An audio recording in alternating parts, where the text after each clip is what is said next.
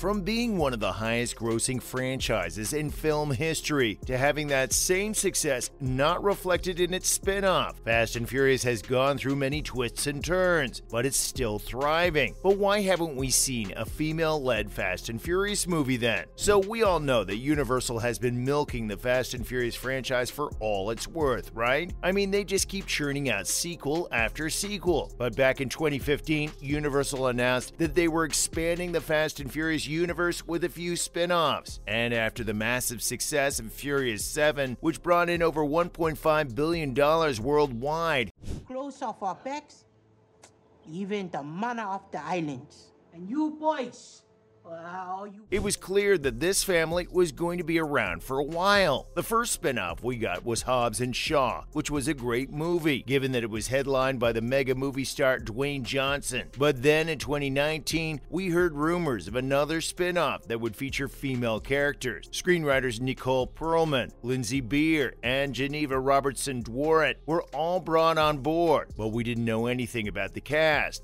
It could have been some of the more famous female leads from the previous Fast and Furious movies, or it could be a brand new character, but there was still a lot of hype around this film.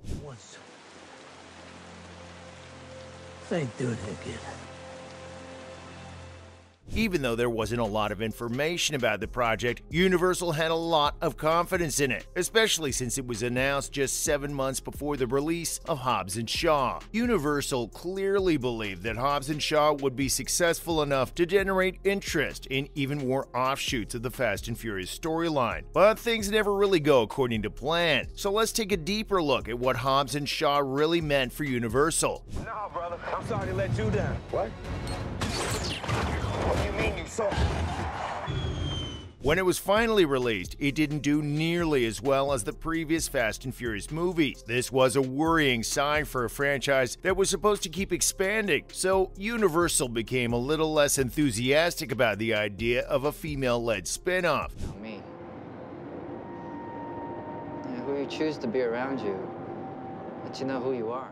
And then 2020 brought its own set of challenges, with the COVID-19 pandemic causing the delay of F9 by a whole year. This meant that the future of the Fast and Furious franchise was now focused on getting F9 released, and it was difficult to get new big-budget movies off the ground during the pandemic. What are you smiling about? Dude, I almost had you.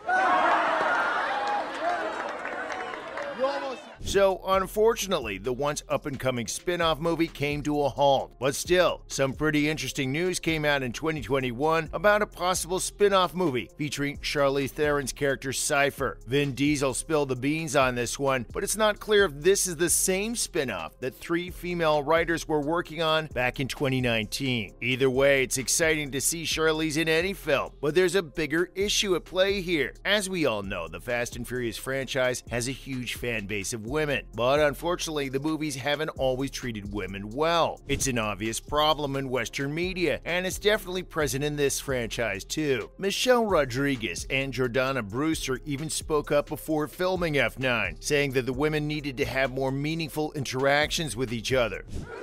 Well, all right.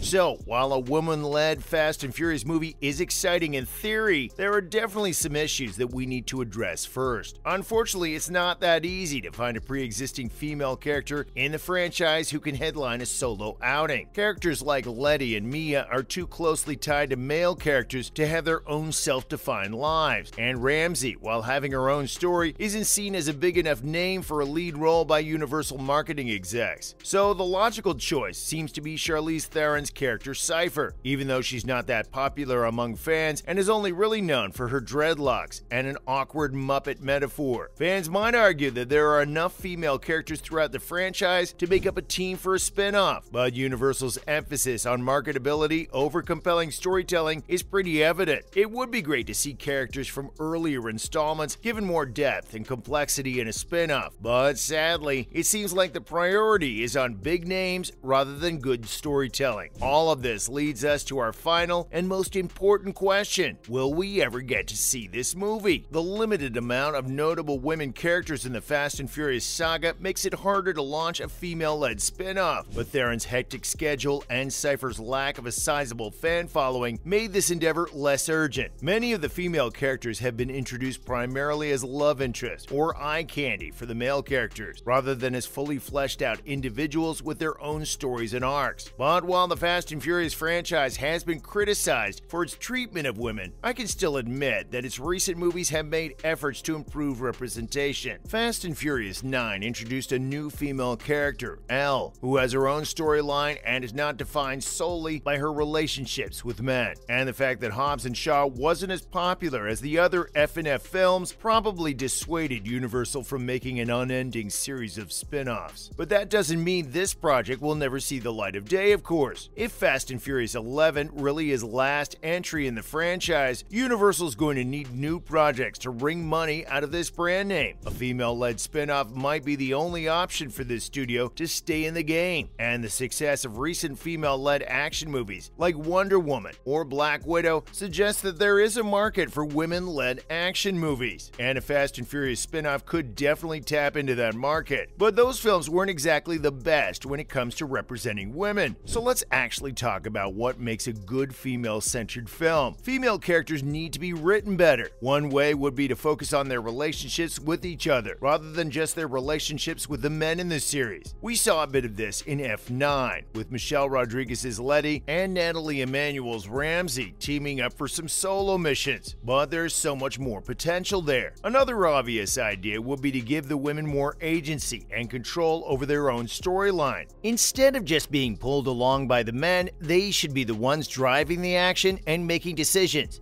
It's super important to show women in positions of power and leadership, not just as supporting characters. And while it's great to see strong, physically capable women on screen, we also need to see them in more nuanced and complex roles. They should be allowed to be vulnerable, flawed, and human, just like the male characters are. You know, have them face challenges and conflicts that are not just related to action and stunts, but also emotional and personal. This means exploring their vulnerabilities and inner struggles and allowing them to have moments of reflection and growth. Also, it would be great to see more diverse representations of women in the Fast and Furious franchise. Having women from different backgrounds and cultures with their own unique perspectives and experiences is very important. The experience of womanhood is extremely diverse, and one character can never do justice to it. Also, you want as many people to be able to identify with the characters as you can, which is what makes diversity actually necessary. For now, though, the idea of how to expand the Fast and Furious universe is cursed to collect dust for a bit longer.